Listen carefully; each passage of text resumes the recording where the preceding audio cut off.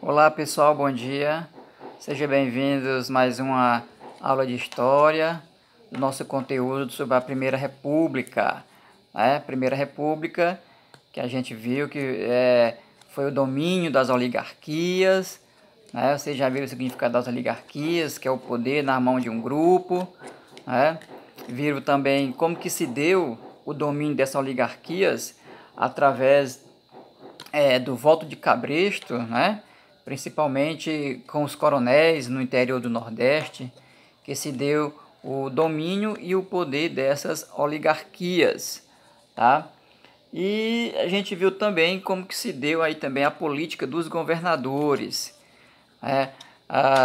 No início da Primeira República, a gente compreende que o poder central estava localizado entre Rio de Janeiro, São Paulo, Minas Gerais, e a política dos governadores se deu entre grandes produtores de cafés, fazendeiros, que entraram no mundo da política, montaram essas oligarquias de poder, para dominar o período de governo do Brasil. Vocês viram no capítulo anterior da nossa primeira aula que São Paulo era um dos maiores produtores de café e ali se fixou uma grande oligarquia paulista, E Minas Gerais também grande produtora de leite, mas também de café, viu pessoal? É bom a gente compreender isso, Também formou ali uma grande oligarquia, centralizada de poder, de domínio naquele eixo São Paulo e Minas Gerais. Por isso se criou esse slogan, a política do café com leite, porque somente esses dois governos, essas duas oligarquias se revezavam no poder. Um mandato era eleito um presidente paulista da economia cafeeira, no outro mandato era eleito um candidato da oligarquia mineira para o próximo mandato. E assim foi essa reversão de poderes, de oligarquias dominantes até 1930, quando Getúlio Vargas surgiu aí no mundo político, e deu um golpe e assumiu o Brasil. Pessoal, vamos iniciar de fato nosso conteúdo. Já dei aí uma pequena revisão, como que se deu aí a política dos governadores com domínio total. Nessa aula eu quero abordar, pessoal, sobre a economia da Primeira República. Naquele momento, pessoal, o Brasil era um país totalmente agrário. A nossa economia era dependente, somente do campo, E a principal economia do Brasil era o café. O Brasil produzia grande quantidade de café ali no eixo entre Rio de Janeiro e São Paulo, precisamente ali no Vale do Paraíba, uma região muito fértil para o café. E o Brasil abastecia todo o comércio interno e também vendia para os Estados Unidos e outros países. Então, a economia do café era muito forte na época. Outro ponto a citar foi a questão do convênio de Taubaté. O que foi o convênio de Taubaté?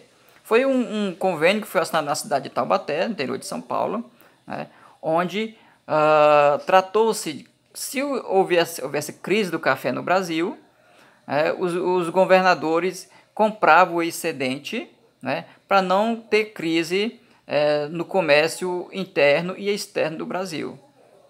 Então foi isso que se deu o convênio de Taubaté para segurar a economia do café. Outra economia também, pessoal, da época da Primeira República foi a borracha. A extração do látex era muito rentável naquela época, precisamente na região da Amazônia, onde muitos nordestinos, fugindo da seca, foram trabalhar na extração do látex na região norte do país, precisamente na Amazônia. Outro ponto também a citar é que, através da economia da borracha, as cidades de Manaus e da capital do Amazonas, assim como Belém do Pará, né, cresceu bastante, né, teve um crescimento significativo devido à economia da borracha naquela região. Outro ponto a citar sobre a economia da Primeira República, a questão da indústria. Na questão da indústria, pessoal, o Brasil começou a ter uma queda, né, na questão da economia do café. Mesmo com o convênio de Taubaté, houve uma grande queda no comércio do café. Então esses grandes produtores de café começaram a migrar para outro tipo de economia. Começaram a questão da indústria, né? São Paulo e Rio de Janeiro dominaram aí, né, puxar o carro aí da economia do Brasil na Primeira República. E com o crescimento da indústria, né, houve também o crescimento urbano, né, dessas capitais, né, Rio de Janeiro, São Paulo, Rio de Janeiro, Minas Gerais, né? Então o crescimento urbano foi também exacerbado, né? A malha urbana cresceu de uma forma significativa, né? Com a questão tanto da migração interna, né? Como também da questão da migração de povos de outros países. Naquele momento veio bastante gente de outros países. É importante a gente compreender, pessoal, da Primeira República aqui no Brasil, a gente entender como que estava o mundo, né?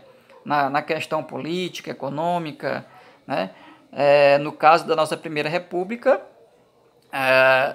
que foi até 1930, passou por um período muito conturbado, que foi a Primeira Guerra Mundial, que a gente já viu no capítulo anterior do primeiro bimestre, né? Então, houve bastante imigração aqui para o Brasil, até porque era um país que estava crescendo, né? Veio bastante, por exemplo, vou citar alguns povos, veio os portugueses, né?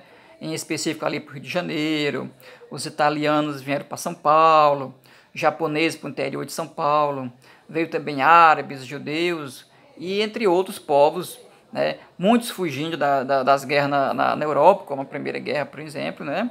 E vieram para cá também como a procura de uma vida melhor, que era que o Brasil realmente estava numa crescente. Tá? Para finalizar, quero falar da política externa, né? Um fato bastante importante que vocês têm que compreender, né? Ainda eu vou falar do ciclo da borracha. Na questão, houve uma crise aí, diplomática entre Brasil e Bolívia pela disputa de um território da extração da borracha, que hoje ali é o Acre, né?